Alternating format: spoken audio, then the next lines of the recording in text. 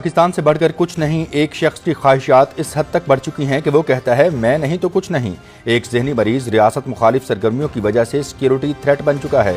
مسلح افواج کی قیادت کو نشانہ بنانے والے قوم کے خیر خواہ نہیں۔ جو بیانیہ بنایا جا رہا ہے وہ ملک کی سلامتی کے لیے خطرہ ہے۔ کسی میں ہمت نہیں کہ افواج پاکستان اور عوام کے درمیان دراڑ ڈال سکے۔ D G I S P R lieutenant general Ahmed Sharif Chaudhry کی نیوز کانفرنس۔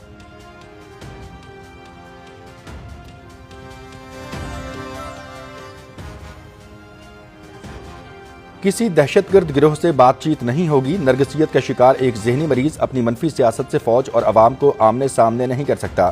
دہلی کے ہاتھوں کھیلنے والے اس ذہنی مریض کی سیاسی شعبدہ بازی اب مزید نہیں چلے گی۔ اپنے آپ کو عقل کل سمجھنے والا دوسروں کو غدار کہتا پھرتا ہے۔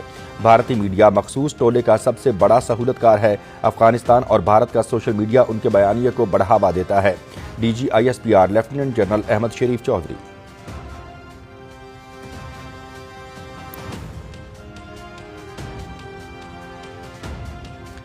نیشنل ایکشن پلان پر عمل درآمد ناگزیر ہے۔ پاک فوج دہشت گردوں کے خلاف دن رات کارروائیوں میں مصروف ہے۔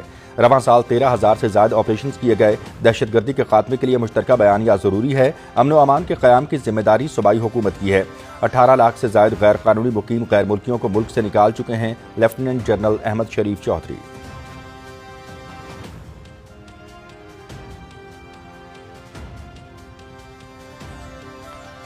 ریاست پاکستان کے بغیر نہ ہماری کوئی پہچان ہے نہ اوقات۔ ریاست سپریم ہے اور ہم اس کا حصہ ہیں۔ پاک فوج کے جوان ریاست کے لیے ہمہ وقت ہر قربانی دینے کو تیار ہیں۔ بیمار ذہنوں کے بارے میں قوم مکمل طور پر جان چکی ہے۔ پاکستان میں اب جھوٹ اور فریب کا بیانیہ نہیں چلے گا۔ D G I S P are.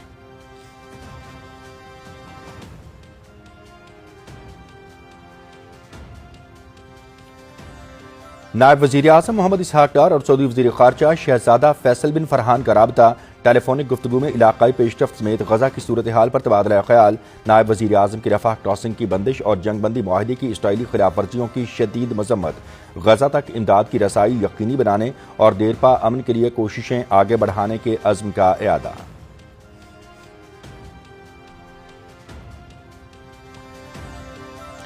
Pakistan سمیت 8 اسلامی ممالک کے وزرائے خارجہ کا رفح کراسنگ کو یک طرفہ طور پر کھولنے اور فلسطینی عوام کی بے دخلی سے متعلق اسرائیلی بیان پر اظہار تشویش۔ فلسطینی عوام کو اپنی سرزمین سے بے دخلی کی کوششیں مسترد کرتے ہیں۔ امریکی صدر ڈونلڈ ٹرمپ کے مجوزہ منصوبے پر عمل درآمد ناگزیر ہے۔ منصوبے میں رفح کراسنگ کو دونوں طرف سے کھلا رکھنے، فلسطینیوں کی آزادانہ نقل و حرکت یقینی بنانے پر زور دیا گیا ہے۔ پاکستان، مصر، اردن، متحدہ عرب امارات، انڈونیشیا، ترکی، سعودی عرب اور قطر کے وزرائے خارجہ کا مشترکہ بیان۔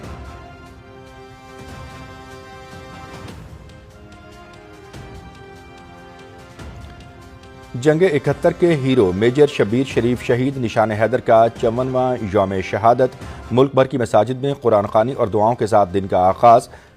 لاہور کے میانی صاحب قبرستان میں شہید کو خراج عقیدت پیش کرنے کے لیے تقریب کا اہتمام۔ جی او سی لاہور میجر جنرل محمد فیصل غفار کی شہید کے مزار پر حاضری، پھول رکھے اور فاتحہ خوانی کی۔ پاک فوج کے چاق و چوبند دستے کی سلامی۔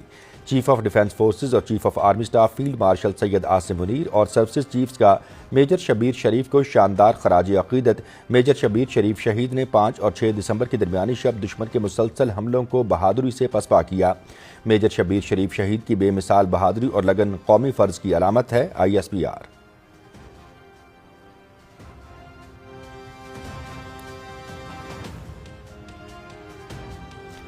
وزیر داخلہ محسن نقوی سے قائم مقام امریکی سفیر ڈٹلی بیکر کی اسلام آباد میں ملاقات۔ انسداد منشیات سیکیورٹی کے شعبے میں دو طرفہ تعاون بڑھانے پر تبادلہ خیال۔ غیر قانونی امیگریشن کی روک تھام کے لیے مشترکہ اقدامات اٹھانے پر بھی بات چیت۔ امریکی سفیر کی ہر ممکن ٹیکنیکل معاونت کی پیشکش۔ غیر قانونی امیگریشن کے حوالے سے ہماری واضح پالیسی ہے۔ ایئرپورٹس پر ہر ممکن حد تک منشیات کیسز کی نشاندہی اولین ترجیح ہے۔ محسن نقوی۔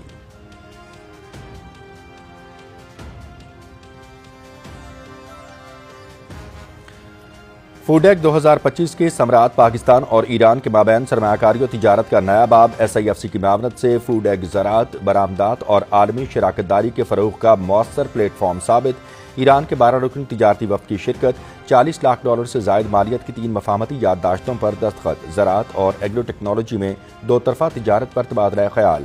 پاک ایران تجارتی روابط میں مضبوطی سے خطے اور عالمی منڈیوں تک رسائی ممکن ہو سکے گی۔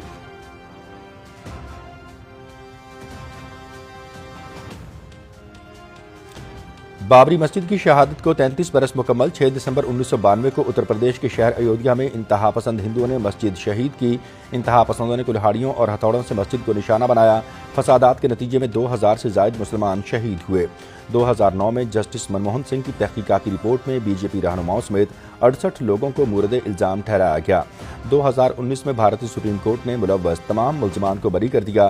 بابری مسجد کی بے حرمتی بین الاقوامی اصولوں اور اقلیتوں کے مذہبی حقوق کی سنگین خلاف ورزی تھی: ہیومن رائٹس واچ۔